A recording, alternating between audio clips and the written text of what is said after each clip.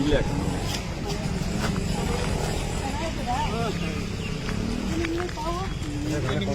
ಮಾತಾಡ್ಬೇಕು ಅಂದ್ರೆ ಬರ್ರಿ.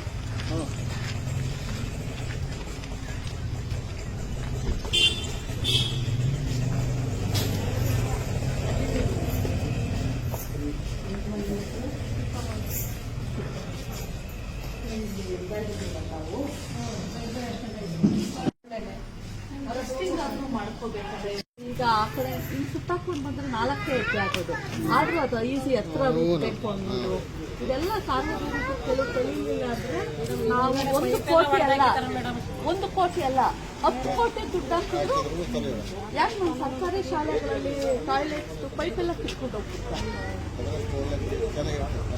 ಹೊರಗಡೆ ಪೈಪ್ ಹಾಕಿರ್ತೀವಲ್ಲ ಅವನ್ನೆಲ್ಲ ಕಿತ್ಕೊಂಡು ಹೋಗ್ತಾರೆ.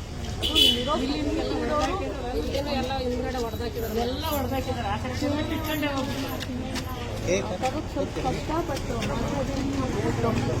ನಾನು ಹೇಳಿದಂಗೆ ಕಾಂಪೌಂಡ್ ಒಂದು ಪೂರ್ತಿ ಉಂಟು ನಿಲ್ಬೇಕು. ಆಮೇಲೆ ಬುಕ್ಸ್ದು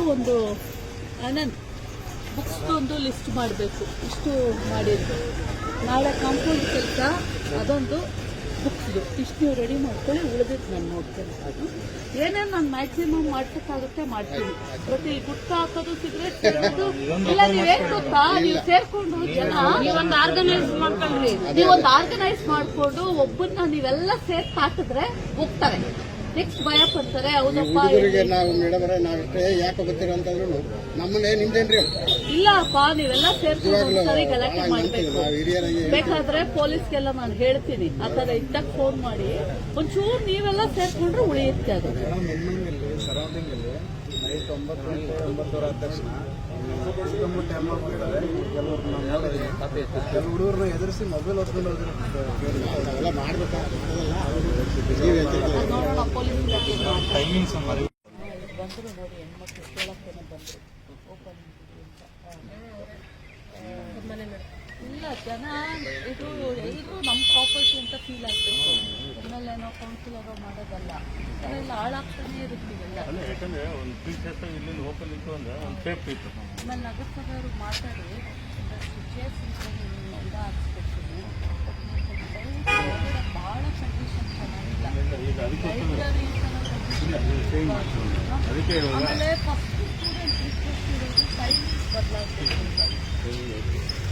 ಏನು ಮಾಡಿದ್ದೀರಾ?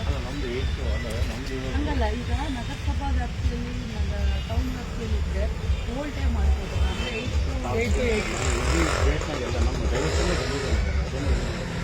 ಇದು ಸ್ಟೇಟ್ ಪಾಲಿಸಿ ಎಲ್ಲ ಸ್ಟೇಟ್ನಾಗೆ ಇದು ಫ್ರಾಂಚೈಸಲ್ಲಿ ಇದೇ ಟೈಮ್ ಇರೋದು. ಆಮೇಲೆ ಇದನ್ನು ಮಾತ್ರ ನಮ್ಮ ಚಿತ್ರದಲ್ಲಿ 8 to 8 ಇದನ್ನು ಮಾಡೋಕ್ಕೇನು ಅಂದ್ರೆ ಗೌರ್ಮೆಂಟಿಂದ ಆದೇಶ ಬೇಕು. ಆದೇಶ ಬಂತು ಅಂದ್ರೆ ನಾವು ಏನು ನೆಕ್ಸ್ಟ್ ವೀಕಿಂದ ಮಾಡಿ ಒಂದು ಸ್ಟಾಪ್ ಬೇಕು. ನಾವು ಸ್ಟಾಪ್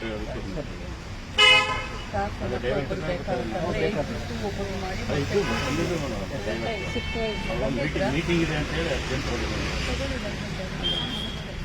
ಮೇಡಮ್ ನಮ್ಮ ಮನೆಯಲ್ಲೇ ಸುಟ್ಟು ಬಂದಿದ್ದೇನೆ. ಈ ಸಾರಿ ಮಾಡಿಸ್ಕೊಡ್ತೀನಮ್ಮ. ಹಾಕಿದ್ದೀವಿ ಸ್ವಲ್ಪ ಹಿಂದೆ ಲೇಔಟ್ ಆದವೆಲ್ಲ